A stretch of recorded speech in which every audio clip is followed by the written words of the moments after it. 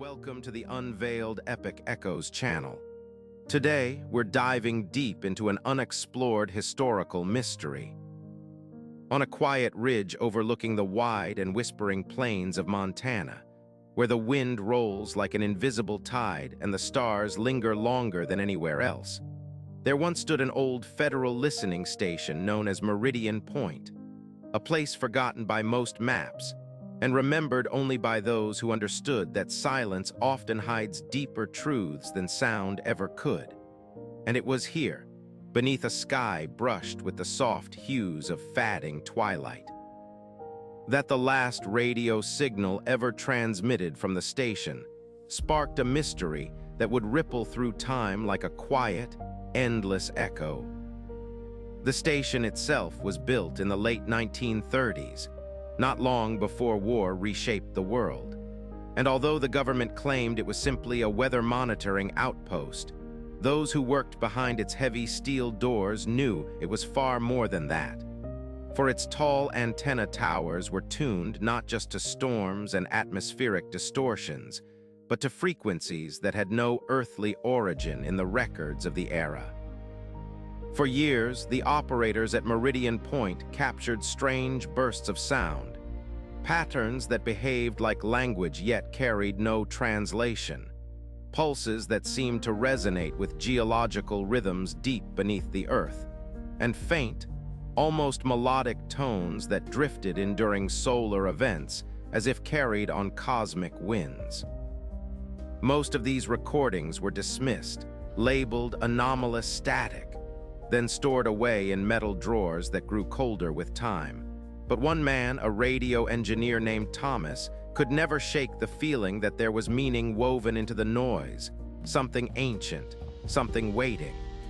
Thomas was a quiet soul with a careful mind, the sort of man who found comfort in the gentle hum of machinery and the steady glow of vacuum tubes.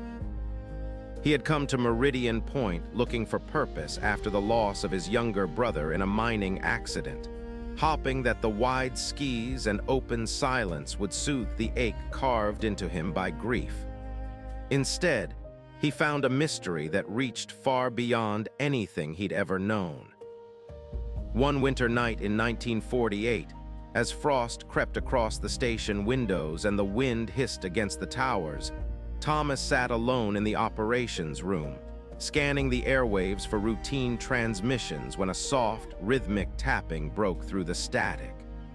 At first it sounded like simple interference, but then the pattern shifted, repeating with deliberate timing, rising and falling like a heartbeat echoing through the cold dark.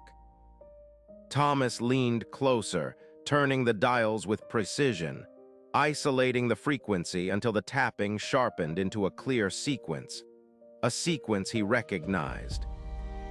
It was almost identical to an ancient drumming pattern he'd once heard in a museum exhibit about long-lost indigenous cultures of the region, tribes that had vanished thousands of years before recorded history, leaving behind only stone carvings and half-understood legends of skywatchers who communicated not with words, but with sound carried across the wind.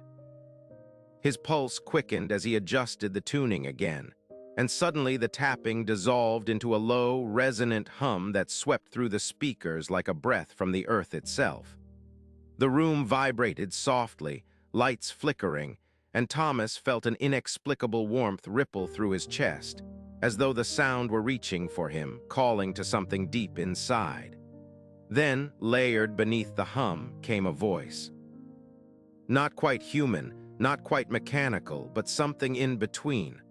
A soft, elongated tone, melodic yet haunting, speaking in a cadence that felt older than any language preserved in the annals of archaeology. Thomas froze, unable to decipher the message yet unable to pull away, his entire being drawn toward the strange harmony.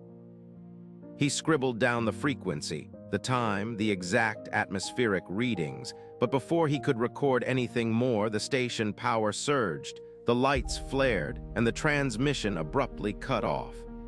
The room fell silent, still holding its breath. Thomas stared at the speakers, waiting for the noise to return, but there was nothing except the faint crackle of empty static. Over the next several days, he tried desperately to retrieve the signal, adjusting the antenna alignment, recalibrating the consoles, even trekking out into the snow to inspect the towers himself. Colleagues dismissed the event as cold weather distortion, but Thomas knew what he had heard, even if he could not explain it. The patterns, the hum, the voice, it all aligned too closely with ancient stories he'd once brushed off as myth, tales of a civilization that believed the sky sent messages to those willing to listen, warnings and wisdom gifted to the earthbound through sound. Then, 3 nights after the first transmission, the signal returned. This time it arrived with sudden, startling clarity. The operators on duty jolted upright as every speaker in the station came alive with the deep, harmonic pulse, a resonance that filled the air like the soft toll of an unseen bell. The sound expanded, layered and intricate, weaving through the station like a living current. Thomas ran to his console, recording everything, his fingers trembling as the hum shifted once more into the haunting tone of that otherworldly voice. Only now the message felt urgent. The pitch sharpened, rising like a warning. The earth trembled beneath the station, just faintly, but enough to rattle the loose bolts along the metal framework. Snow slid from the roof with a heavy thud. A few operators panicked, reaching for emergency switches, but Thomas raised his hand gently, calming them with a quiet certainty he did not fully understand. The vibrations intensified, building toward a peak that made the walls groan. And then, with one final surge of resonance that shimmered through the air like a wave of light, the frequency collapsed into silence. The power grid popped. Every console in the station went dark, and the radio towers, every one of them, blew out simultaneously, sparks cascading into the snow like falling stars. That was the last radio signal ever received at Meridian Point. After the incident, the government shut down the station, sealed the records, and relocated the staff. Yet Thomas stayed behind for one final night, standing alone beneath the vast Montana sky, staring at the silent towers.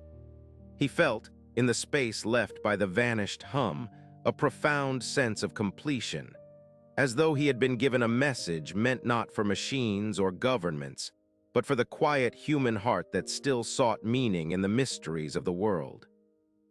The next morning he left the station behind forever, carrying with him the only surviving recording of the signal, a recording he never released but entrusted to his granddaughter decades later. She grew up listening to the strange, soothing frequency late at night, feeling it cradle her into sleep like a soft, cosmic lullaby. And though scientists who have examined it since call it nothing more than atmospheric interference, she knows, deep within her bones, that the sound speaks of an ancient connection between earth and sky, a forgotten communication that once guided civilizations through darkness and change. And perhaps, somewhere out there in the quiet folds of the universe, the voice is still calling, waiting for someone willing to listen once more. This mysterious journey ends here, but stay tuned for more untold stories in our next video. Subscribe to the channel and hit the bell icon so you don't miss any new stories. Thank you, and see you again.